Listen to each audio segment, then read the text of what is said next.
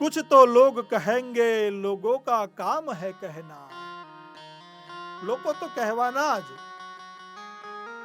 પણ તમારી અંદર જો નિષ્ઠા હોય, તમારી અંદર જો સત્ય હોય, તમારી અંદર જો હૃદયમાં ભગવાન બેઠો હોય તો તમારે કોઈનાથી ડરવાની જરૂર નથી.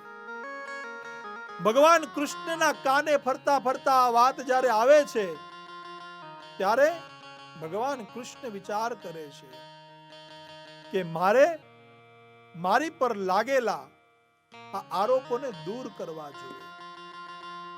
એટલે ભગવાન કૃષ્ણ થોડા વિશ્વાસુ માણસોને લઈ અને પ્રસેનની શોધ કરવા માટે જાય છે. ફરતા ફરતા એ જંગલમાં આવે છે ત્યારે જોવે છે કે એક જગ્યાએ પ્રસેનનો મૃતદેહ પડ્યો હોય છે, પાસે લોહીના ડાઘ હોય છે અને એમની પાસે સિંહના પગલા હોય છે. ભગવાન કૃષ્ણ ઓળખી જાય છે, સમજી જાય છે કે શું ઘટના બની હશે, શું બનાવ બન્યો હશે. એ પગલે પગલે ચાલતા આગળ જાય છે તો ત્યાં સિંહને મરેલો જોવે છે. અહીંયા પ્રસેન મરેલો જોયો, અહીંયા સિંહને મરેલો જોયો, કે પણ બંને જગ્યા પરથી ભગવાન કૃષ્ણને મણી મળતી નથી, જેમની શોધ માટે તે આવ્યા હતા. નજીકમાં જોવે છે તો કોઈ મોટા પગલાના નિશાન હોય છે અને પગલે પગલે જોવે છે તો એક ગુફામાં એ પગલા જતા હોય છે. પણ આ ગુફા ખૂબ ભયંકર હતી, આ ગુફા ખૂબ વિકરાળ હતી.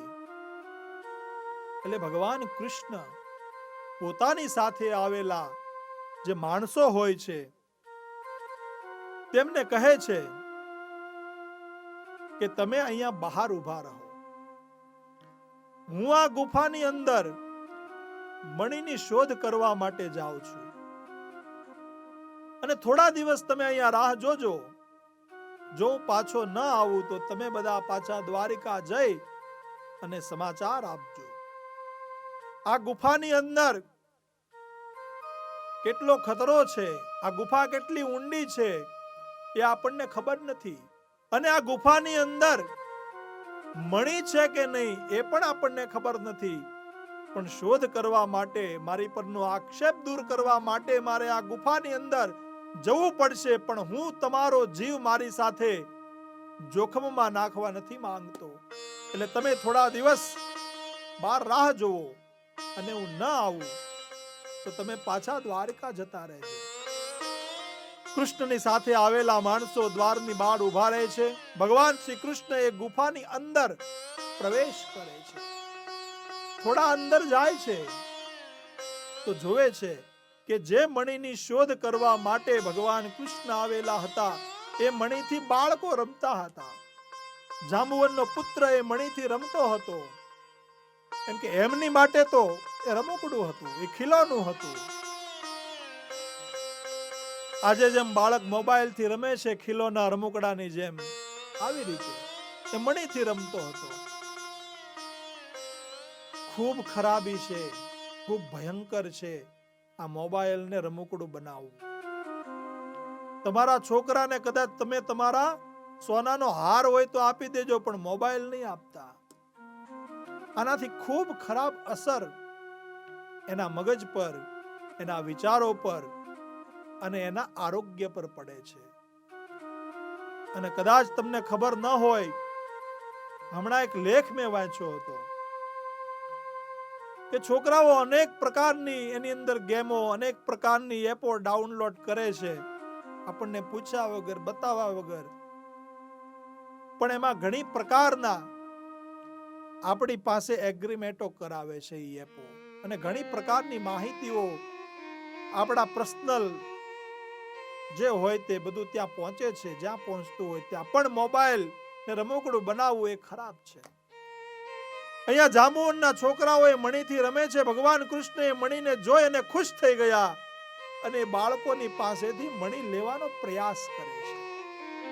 પણ એ પુત્ર જાંબુવનનો એ બાળક એ મણી ભગવાન કૃષ્ણને આપતો નથી, કેમ કે મણી એમને ખૂબ ગમતી હતી. એ મણીથી એ રમતો હતો. ત્યારે ભગવાન શ્રી કૃષ્ણ એ મણી ને ઝૂંટવવાનો પ્રયાસ કરે છે. ત્યારે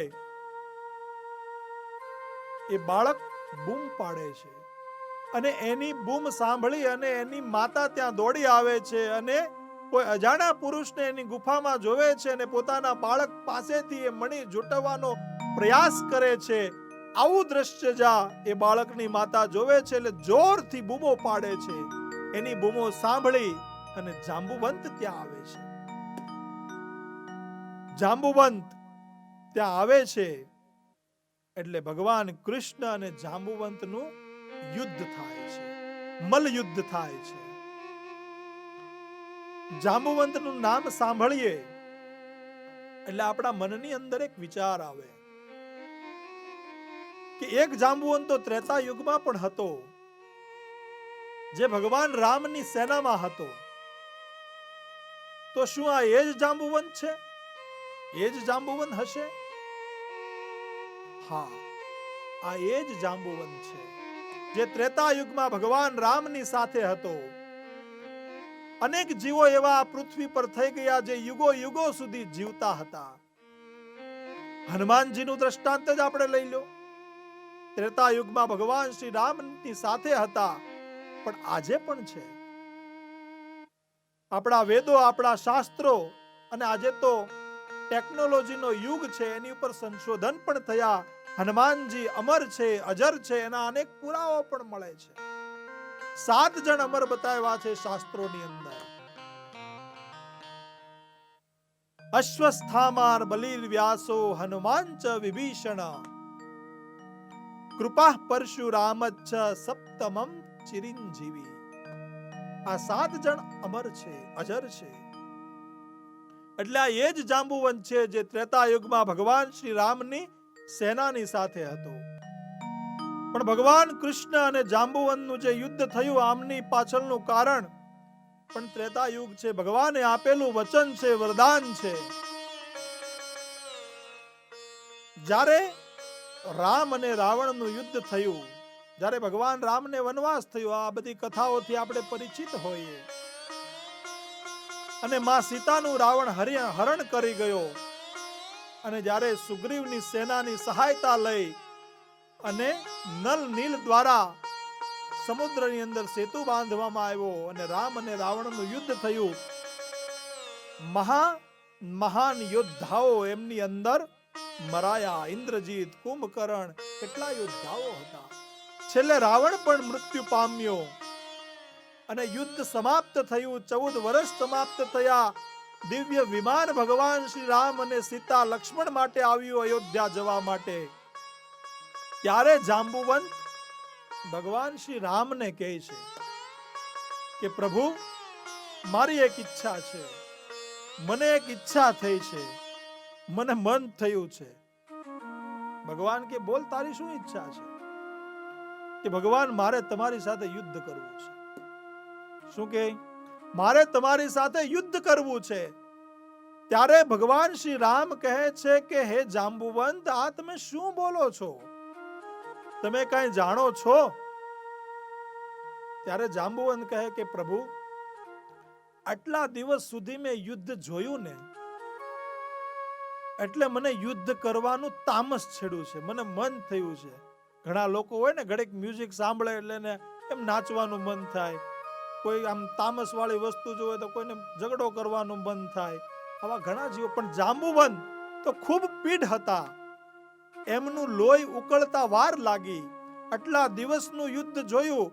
આપણે રામાયણની અંદર જોયું છે કે જાંબુવંતે કોઈની સાથે યુદ્ધ નથી કર્યું. હા, એક વખત જ્યારે ભગવાન રામને રાવણ ઉપાડવાનો પ્રયત્ન કરે છે, ત્યારે જાંબુવંત એક મુષ્ટિનો પ્રહાર રાવણને કરે છે અને રાવણ મૂર્છિત થાય છે. આવા મહાક્રમી રાવણને પણ એક મુષ્ટિ દ્વારા મૂર્છિત કરી દેતા હતા. આટલી શક્તિ જાંબુવંતજીની અંદર હતી. જાંબુવંતજી કહે છે કે પ્રભુ, મને યુદ્ધ કરવાનું મન થયું, મેં નજર ફેરવી, પણ મારી સાથે યુદ્ધ કરી શકે એવું જો મને કોઈ દેખાણું હોય તો એ તમે છો. હું તમારી સાથે લડી શકું એમ છું, બાકી આ કોઈ મારી સાથે ચાલે એમ નથી. ત્યારે ભગવાન રામ કહે છે કે જાંબુવંતજી, તમે જાણો છો મારો ભાઈ ભરત અયોધ્યાની અંદર સીતા સજાવીને બેઠો છે. જ્યારે ચિત્રકૂટની અંદર મને મળવા માટે આવ્યો હતો ને, ત્યારે મને એમણે કીધેલું કે હે ભાઈ, हे ज्येष्ठ भ्राता, अगर 14 साल में एक दिन की भी देरी हुई ना, जो 14 વર્ષની એક વધારે દિવસ પણ જો તમારે આવવામાં થયો તો હું જાતે મારી પોતાની સીતા સજાવી અને પોતાના શરીરને અગ્નિ દાહ આપીશ. હું આત્મહત્યા કરીશ, આ દેહનો ત્યાગ કરીશ જો એક દિવસ પણ તમારે અયોધ્યા આવવામાં મોડું થયું. ભગવાન કહે કે હે જાંબુવંતજી, તમે સમજો. ત્યારે જાંબુવન કહે છે કે ભગવાન, એ હું કાંઈ ન જાણું, મને મન થયું છે. ઘણા માણસો હોય ને કે એમને મન થાય, એમને ઈચ્છા થાય એટલે એમનું જે કામ હોય એ પૂર્ણ થવું જોઈએ. સામેવાળાની શું પરિસ્થિતિ છે, શું સમય છે, શું સંજોગ છે, તેમની સાથે એને કાંઈ લેવા દેવા નથી. જાંબુવનજી કહે છે કે મારે યુદ્ધ કરવું છે. ત્યારે ભગવાન શ્રી રામ કહે છે કે જાંબુવનજી, તમારે યુદ્ધ કરવું છે તો હું તમારી સાથે યુદ્ધ કરીશ, પણ આ જન્મમાં નહીં, આ યુગમાં નહીં, ત્રેતા યુગમાં. અને હું સામે ચાલી અને તમારી ઘરે આવી અને તમારી સાથે યુદ્ધ કરીશ, પણ અત્યારે નહીં. માટે તમે શાંતિથી વિમાનમાં બેસી જાઓ. જાંબુવનજી માની ગયા. આ જ કારણ હતું કે ભગવાન દ્વાપર યુગમાં, ત્રેતા યુગમાં આપેલું વચન પૂર્ણ કરવા માટે જાંબુવનની સાથે યુદ્ધ કરે છે. જાંબુવન અને કૃષ્ણનું મલયુદ્ધ થયું. 1 દિવસ, 2 દિવસ, 3 દિવસ, 4 દિવસ. જાંબુવનજીને આની સ્મૃતિ નથી કે આ ભગવાન શ્રી રામ જ છે, આ વિષ્ણુનો અવતાર જ છે. આવી એને ખબર ન પડી, કેમ કે ધ્યાનથી એને કઈ જોયું નહીં. ત્યારે 4 દિવસ, 5 દિવસ, ઘણા દિવસો વ્યતીત થયા. અહીંયા બહાર જે ભગવાન કૃષ્ણની સાથે જે દ્વારિકા વાસીઓ આવેલા હતા, તેમને થયું કે હોય ન હોય, નક્કી ભગવાન કૃષ્ણ અંદર કોઈ મોટા જોખમમાં મુકાયા છે, નહીતર આટલા બધા દિવસો ન લાગે. હવે શું કરવું? ચાલો આપણે દ્વારિકા પાસા જઈ અને વસુદેવને આની ખબર આપીએ. વસુદેવજી દ્વારિકામાં હતા. દ્વારિકા વાસીઓ પાછા આવી અને વસુદેવને બધી હકીકત જણાવે છે કે આવી રીતે થયું અને ભગવાન કૃષ્ણ એ ગુફામાંથી પાછા નથી આવ્યા. જ્યારે પોતાનો પુત્ર, પોતાનો પ્રિય પુત્ર કૃષ્ણ એ ગુફામાંથી પાછો નથી આવ્યો, આવું જ્યારે સાંભળ્યું વસુદેવજીએ, ત્યારે ખૂબ દુખી થયા, ખૂબ ગહેરા શોકમાં ડૂબી ગયા, ચિંતાતુર થઈ ગયા કે હવે શું કરવું. આવા ચિંતામગ્ન થયા હતા. એ સમયે ત્યાં નારદજીનું આગમન થાય છે. એ નારદ જે બ્રહ્મ ઋષિ છે, જે સતત નારાયણ નારાયણ નામનો જપ કરે છે, તેમની વીણા હંમેશા નારાયણ નારાયણ નામનું જ સ્મરણ કરે છે. આપણે પણ 2 મિનિટ ભગવાન નારાયણ નામનું સંકીર્તન કરીએ. નારાયણનું નામ ભજીલે મન, નારાયણનું નામ, નારાયણનું નામ ભજીલે મન, નારાયણનું નામ, નારાયણનું નામ ભજીલે મન, નારાયણનું નામ. આ અવસર અવસર તારો હરિ ભજવાનો, આ અવસર આવ્યો હરિ ભજવાનો, અવસર તારો હરિ ભજવાનો. એમાં કોડી ન બેસે જય હો. ભજીલે મન નારાયણનું નામ. એમાં કોડી ન બેસે દામ, ભજીલે મને નારાયણનું નામ. નારાયણનું નામ ભજીલે મન નારાયણનું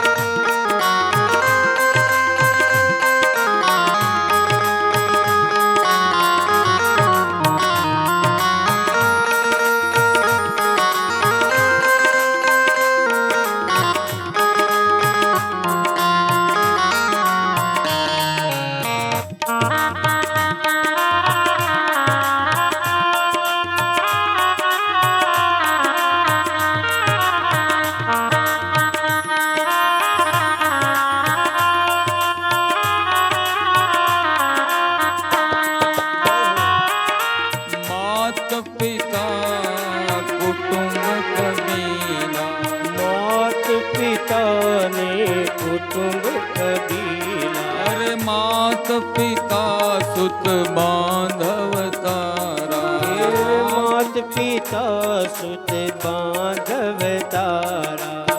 કોઈ ન આવે કામ ભજીલે મન નારાયણનું નામ.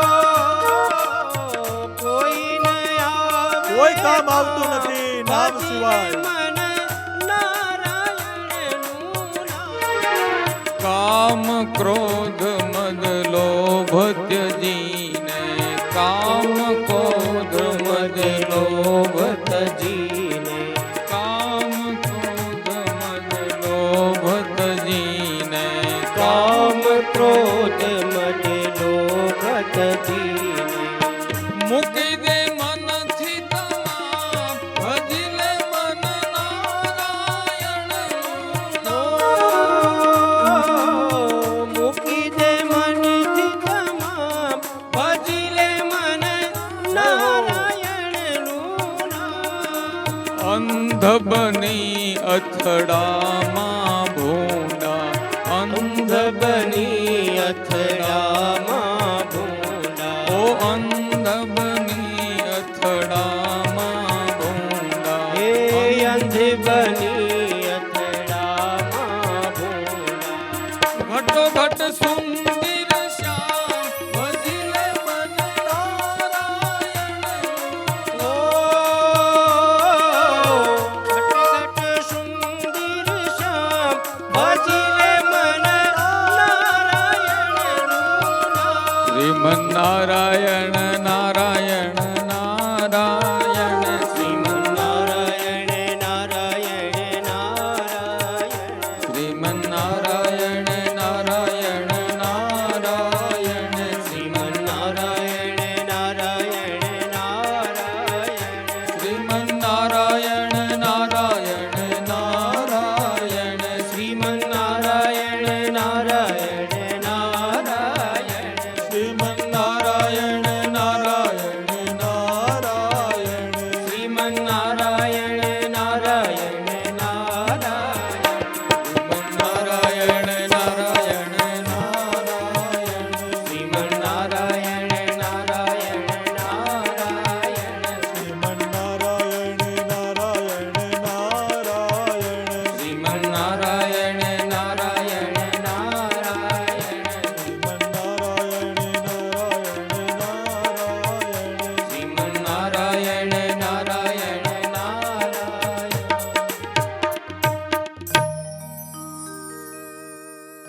નારદ મુનિ નારાયણ નારાયણ નામનું સ્મરણ કરતા કરતા દ્વારિકામાં આવે છે. બ્રહ્મ ઋષિ છે નારદ.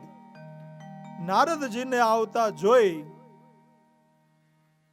અને વસુદેવજી ઊભા થઈ જાય છે.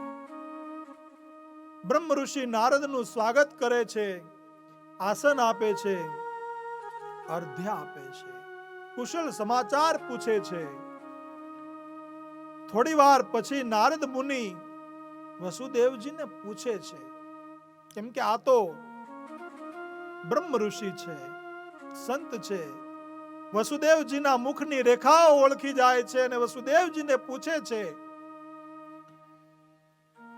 નારદો નામયં પૃષ્ટ્વા વસુદેવ મહામતિમ પપ્રચ્છ ચ યદુ શ્રેષ્ઠ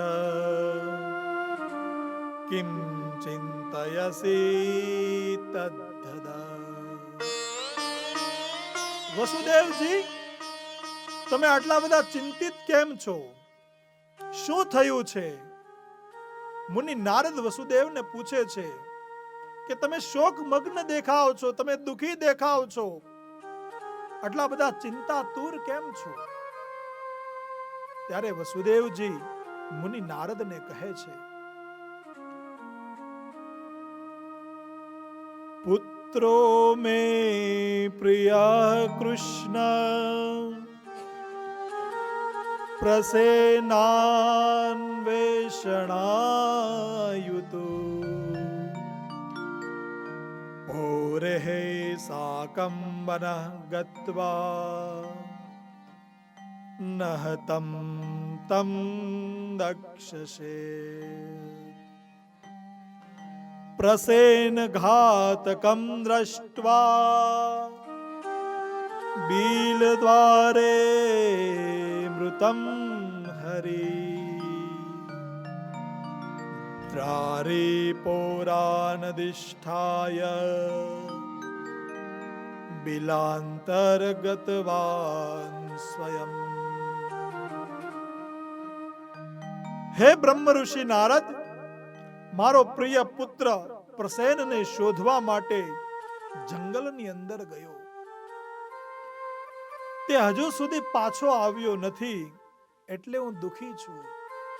ઘણા દિવસો વીતી ગયા, પણ મારો કૃષ્ણ પાછો નથી આવ્યો, જેનાથી હું વ્યાકુળ છું, જેનાથી હું દુખી છું, જેનાથી હું શોકગ્રસ્ત છું. હે બ્રહ્મ ઋષિ નારદ, દેવ યોગે જ તમારું અહીંયા આગમન થયું છે. કૃપા કરી અને મને કોઈ એવો ઉપાય બતાવો, મને કોઈ એવો રસ્તો બતાવો કે મને મારો પ્રિય પુત્ર કૃષ્ણ પાછો મળે. ત્યારે નારદ બોલે છે, પુત્ર પ્રાપ્ત્યે યદુ શ્રેષ્ઠ દેવી મારાધયાંબિકા તસ્યારાધનેનૈવ સદ્ય શ્રેયો હયાપ્યસી. હે નારદ મુનિ, હે વસુદેવ, તમારે જો તમારો ખોવાયેલો પુત્ર પાછો જોતો હોય, નારદ મુનિ વસુદેવજીને કહે છે, તો તમે માં અંબિકાની, માં જગદંબાની, દેવીની આરાધના કરો. ત્યારે વસુદેવજી કહે છે, ભગવન કાહી સા દેવી કિમ પ્રભાવા મહેશ્વરી કથમારાધનમ તસ્યા દેવેર્ષે કૃપયા વદ. હે મહાઋષિ, એ દેવી કોણ છે? મહેશ્વરી દેવી કેવા પ્રભાવ વાળા છે? તેની આરાધના કઈ રીતે કરી શકાય તે કૃપા કરી અને મને વિસ્તારથી કહો. ત્યારે નારદ મુનિ બોલે છે, વસુદેવ મહાભાગ શૃણુ સંક્ષેપતો મમ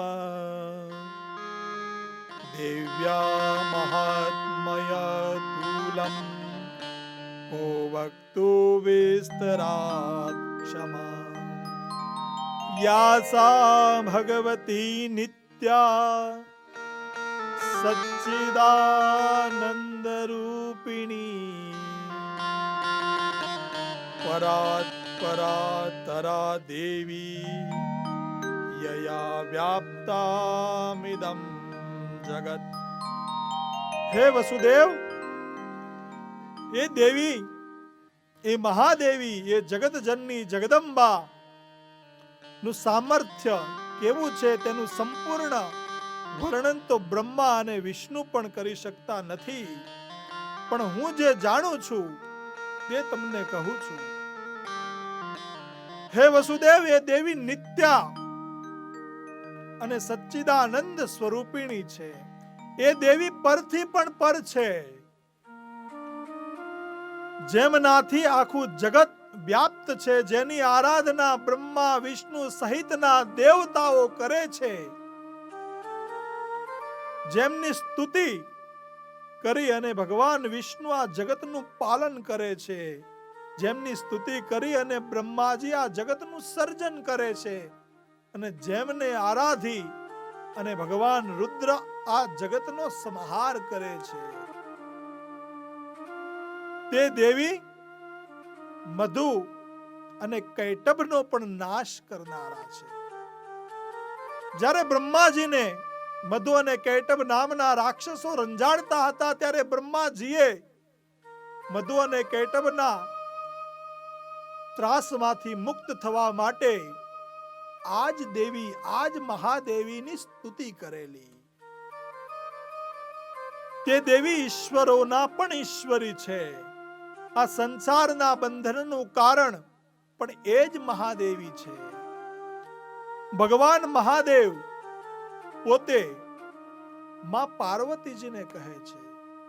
દુર્ગા સપ્તશતી ચંડી પાઠની અંદર આ સ્તોત્ર આપવામાં આવ્યો છે.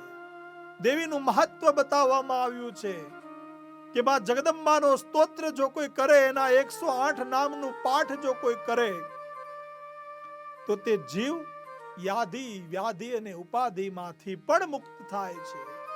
ભગવાન શિવ પોતે બોલે છે, શ્રી દુર્ગાએ નમઃ. ઈશ્વર ઉવાચ. ભગવાન પોતે માં જગદંબા પાર્વતીને કહે છે, શતનામં પ્રયચ્છામિ શૃણુષ્વ કમલાનને યસ્ય પ્રસાદ માત્રેણ દુર્ગા પ્રીતા ભવેત સતી. ઓમ સતી સાધ્વી ભવપ્રીતા ભવાની ભવમોચની આર્યા દુર્ગા જયા ચાદ્યા ત્રિનેત્રા શૂલધારિણી પિનાક ધારણી ચિત્રા ચંદ્રઘટા મહાતપા મનોરબુદ્ધિરહંકારા ચિતરૂપા ચિતાચિતી સર્વમંત્રમયી સતા સત્યાનંદ સ્વરૂપિણી અનંતા ભાવિની ભાવ્યા ભવ્યા ભવ્યા સદા ગતિ. એ દેવી શાંભવી છે. એ દેવી દેવ માતા છે. ચિંતા રત્ન પ્રિયા સદા સર્વ વિદ્યા દક્ષ કન્યા દક્ષ યજ્ઞ વિનાશની. દક્ષના યજ્ઞનો વિનાશ કરનારી એ જગદંબા સ્વયં છે. અપર્ણા નેવ કર્ણા ચ પાટલા પાટલાવતી પટાંબર પરિધાના કલમંજરી રંજની અમેય વિક્રમા ક્રૂરા સુંદરી સુર સુંદરી વન દુર્ગા ચ માતંગી મતંગ મુનિ પૂજિતા. બ્રાહ્મી માહેશ્વરી ચૈત્રી. એ જ બ્રાહ્મી છે, એ જ મહેશ્વરી છે અને એ જ ચૈત્રી છે. કૌમારી વિષ્ણવી તથા ચામુંડા ચેવ વારાહી લક્ષ્મીશ્વ પુરુષાકૃતિ વિલો વિમલોત્કર્ષણી જ્ઞાના ક્રિયા નિત્યા ચ બુદ્ધિદા બહુલા બહુલ પ્રેમા સર્વવાહન વાહના નિશુંભ શુંભાહન નિશુંભને નિશુંભનો વિનાશ કરનારી મહિષાસુર મર્દની મહિષાસુરનું મર્દન કરવા વાળી મધુ કૈટભહંત્રી ચ મધુ અને કૈટભનું હરણ કરવા વાળી ચંડમુંડ વિનાશિની.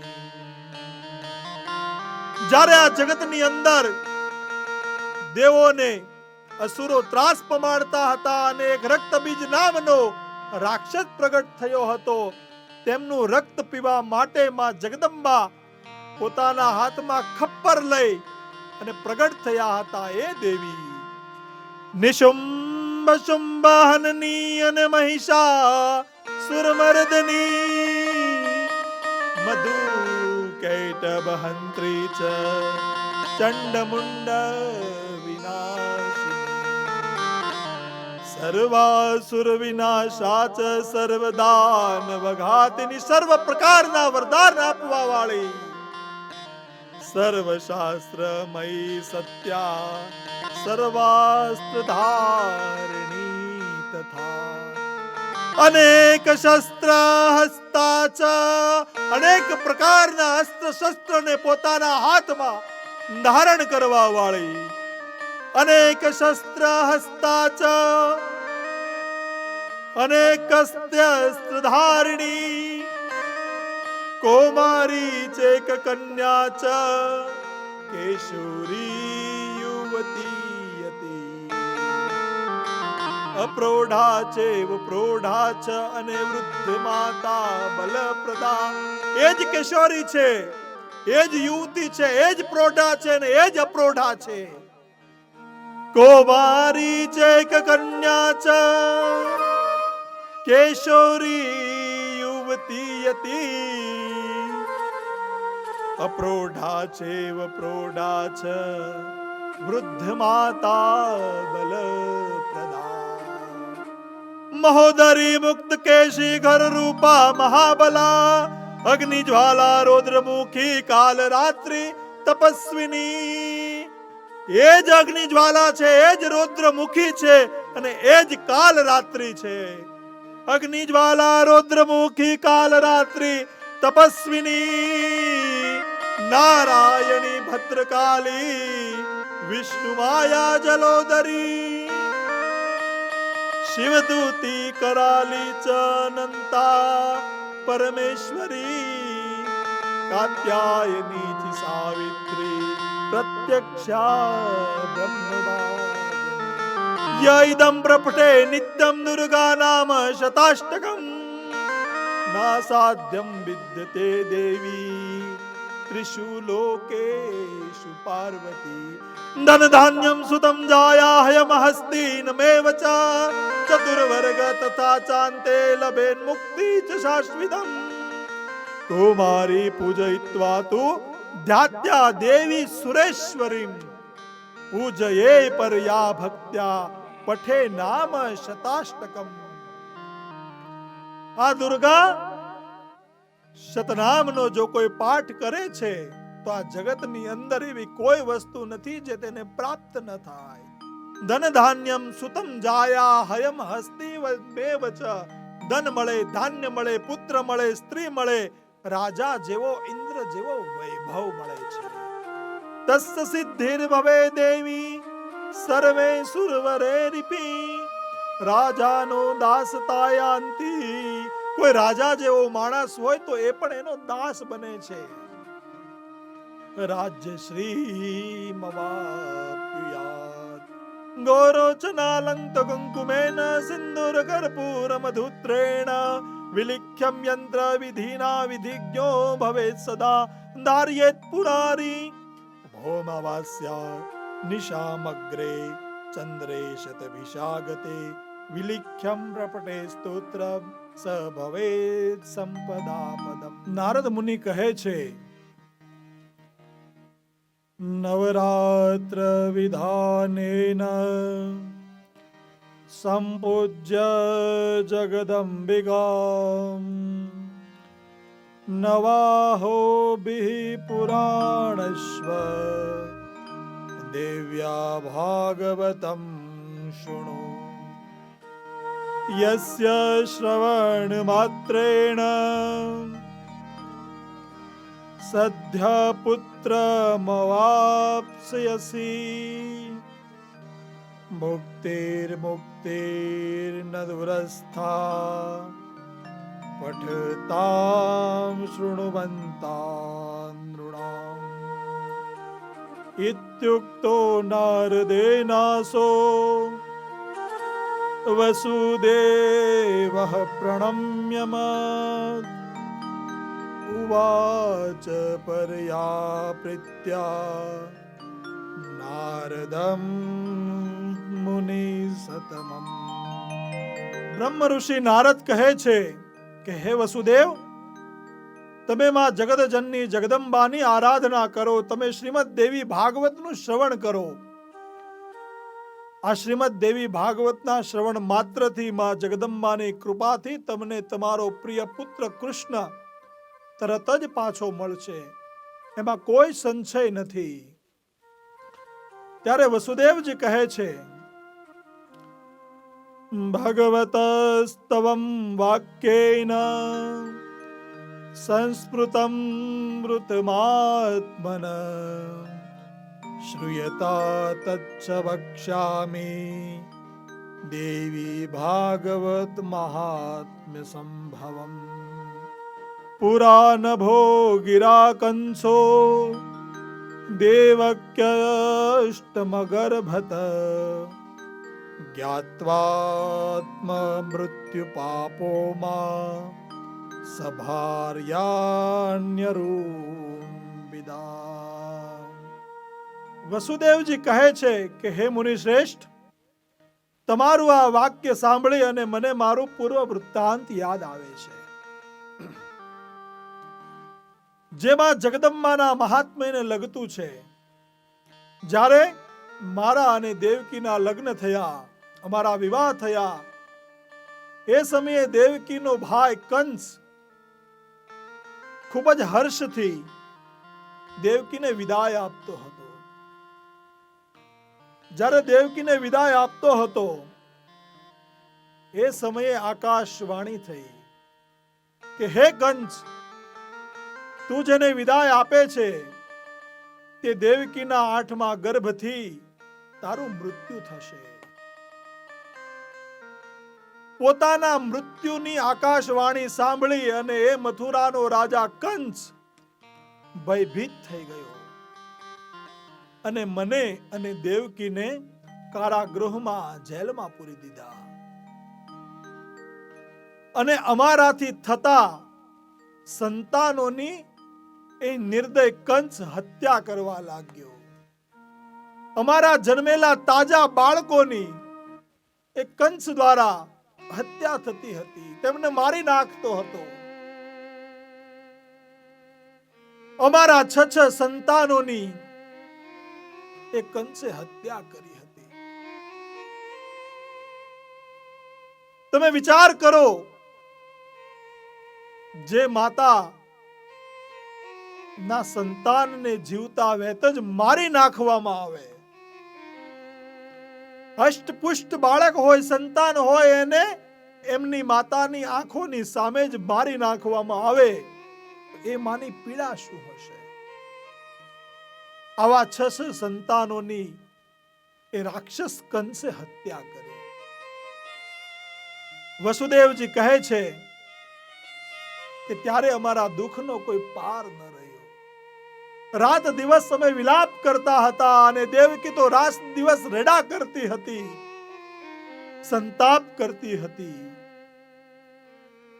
દેવકીનું આ દુઃખ મારાથી જોવાતું ન હતું. એટલે મેં અમારા ગુરુ ગર્ગ મુનિને બોલાવ્યા. ગર્ગ મુનિ મથુરાની જેલમાં અમને મળવા માટે આવ્યા.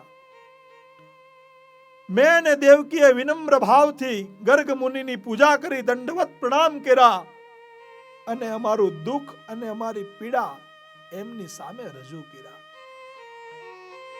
અને કીધું કે હે ગુરુવર, હે મહાપુરુષ, હે ઋષિ, અમને અમારા દુઃખમાંથી મુક્તિ અપાવો, અમને અમારી પીડામાંથી મુક્તિ અપાવો, અમારે ત્યાં દીર્ઘજીવી પુત્ર થાય, લાંબા આયુષ્ય વાળું સંતાન થાય, એવા આશીર્વાદ આપો, એવો કોઈ રસ્તો બતાવો, એવો કોઈ ઉપાય બતાવો. ત્યારે ગર્ગ મુનિ કહે છે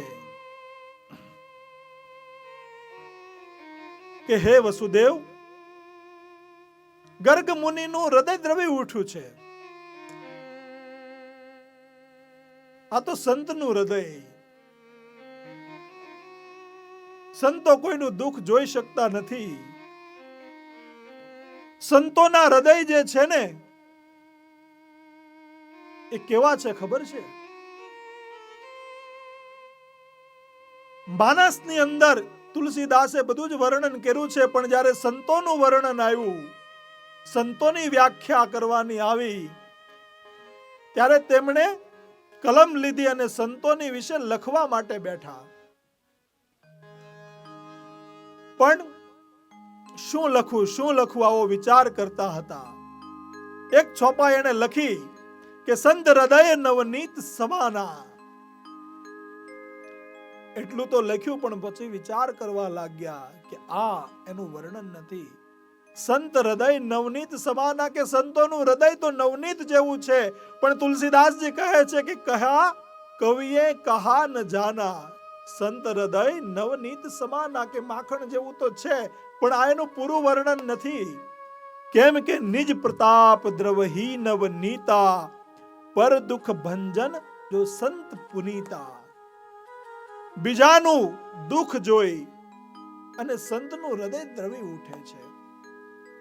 માખણ છે એને જ્યારે તમે ગરમ કરો, એ પોતાને જ્યારે આગ લાગે, ગરમી લાગે ત્યારે એ પીગળે છે. પણ મારા દેશના સંતો તો એવા છે કે જે બીજાનું દુઃખ અને રડી પડે છે.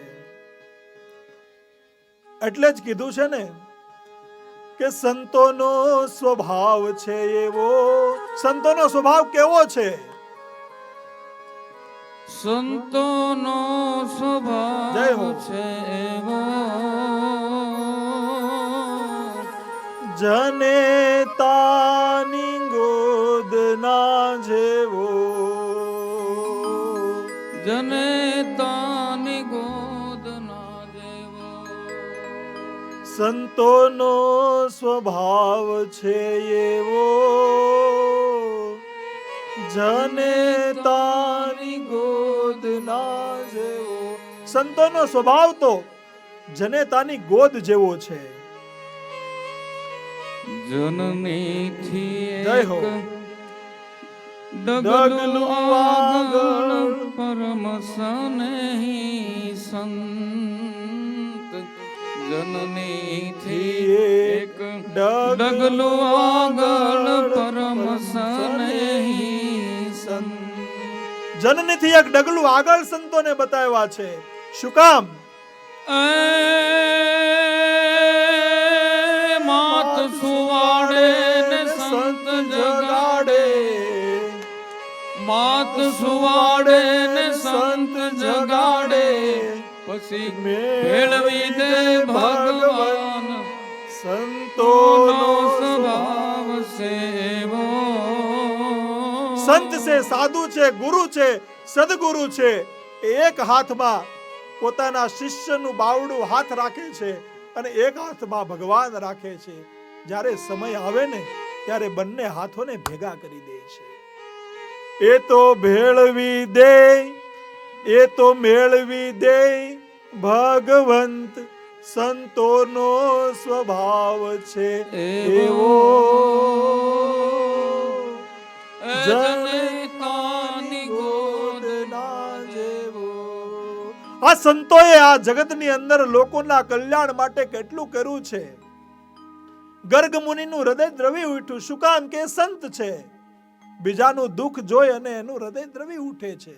એ સંતોનો સ્વભાવ છે. આપણે ત્યાં સૌરાષ્ટ્રમાં એક સંત થઈ ગયા. કથા તો બહુ જાણીતી છે, પણ આ પ્રસંગ મને યાદ આવે છે કે સંતો બીજાનું દુઃખ જોઈ નથી શકતા. અમરેલીની અંદર સંત મૂળદાસ થઈ ગયા. જોજો, સંતોને સંતનું જે પદ છે ને, સંતપણું છે ને, એ મફતમાં નથી મળતું. એની માટે ભોગ આપવો પડે છે. સંતોને સંતપણું મફતમાં નથી મળતું. નથી મફતમાં એજ મળતા એના મૂલ ચૂકવવા પડતા સંતને સંતપણા રે એ મનવા નથી મફતમાં મળતા. નથી મફતમાં એજ મળતા એના મોંઘા મૂલ ચૂકવવા પડતા એનું મૂળ ચૂકવવું પડે છે. સાધુપણા રે સાધુ ભૂખા ભાવ કા ધન કા ભૂખા નાહી, ધન કા ભૂખા જો ફિરે સો તો સાધુ નાહી. સાધુ અને સંત તો ભાવના ભૂખ્યા હોય છે. મફતમાં એને કાંઈ મળતું નથી. બીજાની માટે બીજાનો તાપ પોતે ખમી લે છે. ભરી બજારે જોને કોઈ વેચાણા, કોઈ તેલ કડામાં બળતા. જય હો.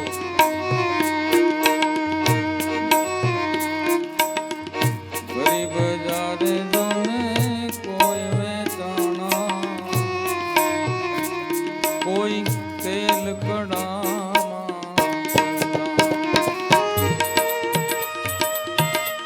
ઘરની નારીને એ જ દાનમાં દેતા. વીરપુરની અંદર ભગવાન સાધુનું રૂપ લઈને આવે છે કે મારે તારી પત્ની, તારી સ્ત્રી સેવા માટે જોવે છે. જલારામ હાથ પકડીને આપી દે છે. ઘરની નારીને દાનમાં દેતા, દિલ દેના નહીં ડરતા સંત. જય હો જલારામ કી. એ મનવા નથી મફતમાં, નથી મફતમાં એ મળતા એના મૂલ ચૂકવવા પડતા સંતને સાધુપણા રે એ મનવા નથી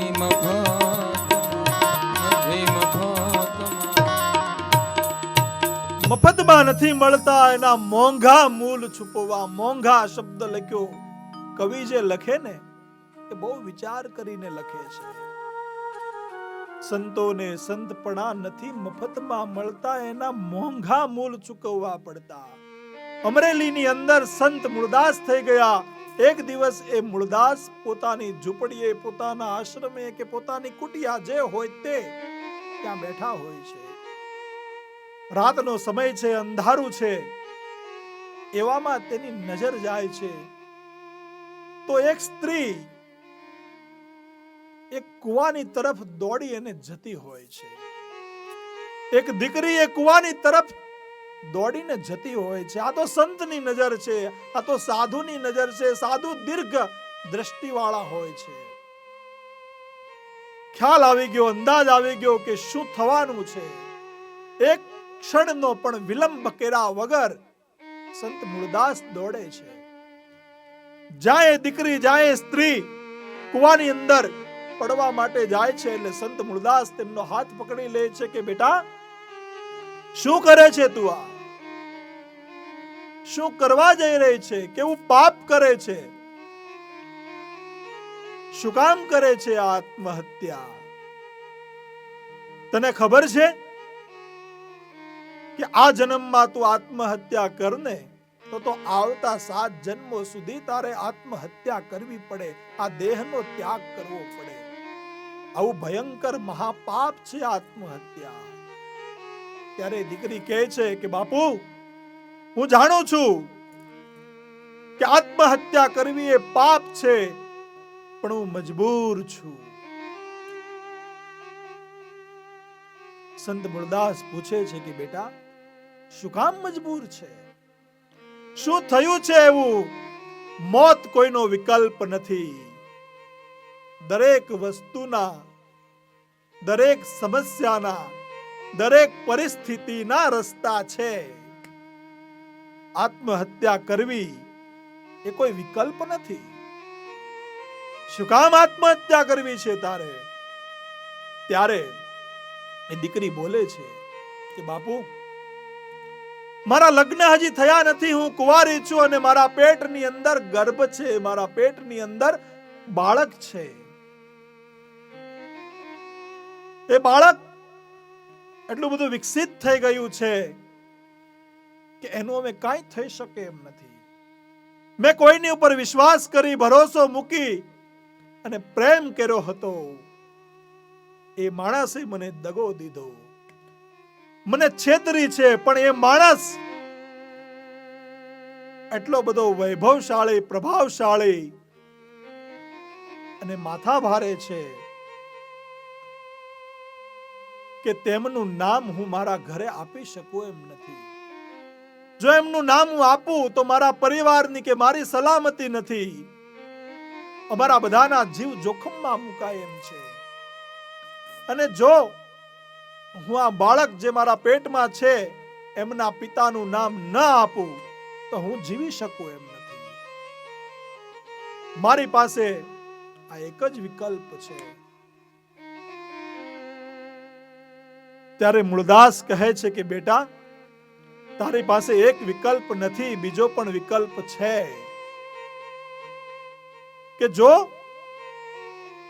તું આ તારા પેટની અંદર જે ગર્ભ છે, તારા પેટની અંદર જે બાળક છે તેનું નામ આપી દે તો તારો જીવ બચી જાય એમ છે. ત્યારે દીકરી કહે છે એ સંત મૂળદાસને કે બાપુ, હું આ મારા ગર્ભ જેનું છે, મારા પેટમાં અંદર જેનું બાળક છે તેનું નામ નથી આપી શકું એમ. ત્યારે એ સંત મૂળદાસ કહે છે કે બેટા, તારે એનું નામ નથી આપવાનું, તારે મારું નામ આપવાનું છે. તારે ઘરે જઈને કહેવાનું છે કે આ બાળક જેનું છે તેમનો બાપ, જે આ પાપ છે તેમનો બાપ સંત મૂળદાસ છે. ત્યારે દીકરી સોધાર હાંસુએ રડી પડે છે. એક લાગણી પડે એમ પગમાં પડી જાય છે કે નહીં બાપુ, આવું ભયંકર પાપ ન કરી શકું. બાપુ, તમે જ્યારે અમરેલીની બજારમાં નીકળો છો ને ત્યારે લોકો તેમના નવા જન્મેલા તાજા બાળકોને તમારા ચરણોમાં દોડાવે છે. લાકડી પડે એમ લોકો તમારા ચરણમાં પડે છે. તમને આ ભગવાનની જેમ એ લોકો પૂંજે છે અને માને છે. જો એ જ લોકો એવું સાંભળશે ને કે આ પાપ મૂળદાસનું છે તો એ જ લોકો તમારી ઉપર ધૂળ ઉડાડશે, ન કહેવાના શબ્દો કહેશે, અપમાન કરશે, ન જાણે શું શું કરશે. ત્યારે સંત મૂળદાસ કહે છે કે બેટા, અમે તો આ જગતની અંદર એટલા માટે જ આવ્યા છીએ કે કોઈનું દુઃખ લઈ શકીએ, કોઈને સુખ આપી શકીએ. માન અને અપમાન સાથે અમારે કાંઈ લેવા દેવા નથી. માટે તું ચિંતા ન કર, બધું સારું થશે. તારો જીવ બચાવ અને ઘરે જઈ અને તું કે આ જે મારા પેટની અંદર બાળક છે, જે ગર્ભ છે, એનો બાપ મૂળદાસ છે. દીકરી ઘરે આવે છે, ઘરે વાત કરે છે કે આ પાપ, આ ગર્ભ, આ બાળક જેનું છે તેમના પિતા મૂળદાસ છે. જ્યારે આ વાતની ખબર લોકોને પડે છે, ગામને પડે છે, એ જ લોકો જે મૂળદાસને ભગવાનની જેમ પૂજતા હતા એ જ લોકો તેનું અપમાન કરે છે, તેમની પર હુમલો કરે છે, તેમનું મોઢું કાળું કરે છે. અરે કથા તો ત્યાં સુધી સાંભળવામાં આવે છે કે મૂળદાસને ઊંધા ગધેડા પર બેસાડવામાં આવે છે, પણ મૂળદાસજી હસે છે, દાંત કાઢે છે કે જો તો ખરા તમે સંસારી માણસની આ બુદ્ધિ. જે માણસ ગઈકાલ સુધી મને પૂજતો હતો એ જ માણસ આજે મારું મોઢું કાળું કરવા માટે આવ્યો છે. એ સત્ય જાણતો નથી, ખાલી સાંભળ્યું છે, આરોપ સાંભળ્યો છે. મૂળદાસ હસે છે કે માણસની આ કેવી બુદ્ધિ. એટલે નથી મફતમાં મળતા તે દીકરીને બચાવવા માટે એ સંત મૂળદાસજીએ અપમાન સહન કર્યું. એટલે કીધું નથી મફતમાં મળતા, એના મોંઘા મૂલ ચૂકવવા પડતા.